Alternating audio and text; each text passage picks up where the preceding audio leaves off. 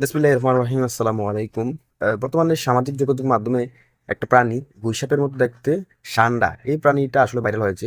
তো এটা খাওয়া আসলে ইসলাম সম্মত কিনা, এটা জায়েজ কিনা, এই বিষয় নিয়ে আজকে কথা বলবো। তো এইটা গুইসাপের মতো দেখতে, তো রসুল সাল্লাল্লাহু আলাইহি সাল্লাম তার স্ত্রী মাইমুনা রাদিয়াল্লাহু তাআলা আনহুর বাড়িতে সাহাবায়ে কেরাম নিয়ে গিয়েছিলেন।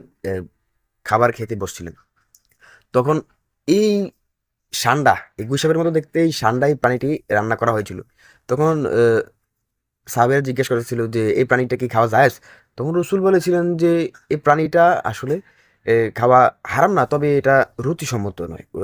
এটা আমাদের এলাকাতে দেখা যায়, তবে এটা রুচিসম্মত নয়। তো রসুল ওই খাবারটা রসুল খান নাই। গুইসাপের মতো দেখতে ওই সান্ডা প্রাণীটি রসুল খান নাই। তো সুতরাং রসুল যেহেতু এটা বর্জন করেছেন, এজ এ মুসলমান হিসেবে এটা আমাদের জন্য খাওয়া উচিত না। রসুলের আদর্শ অনুসরণ যারা করেন তারা সান্ডা প্রাণীটি খাওয়াটা উচিত না, তবে এটা হারাম নয়। সুতরাং আশা করি আপনারা হয়তো বিষয়টা বুঝতে পেরেছেন। ধন্যবাদ। আসসালামু আলাইকুম।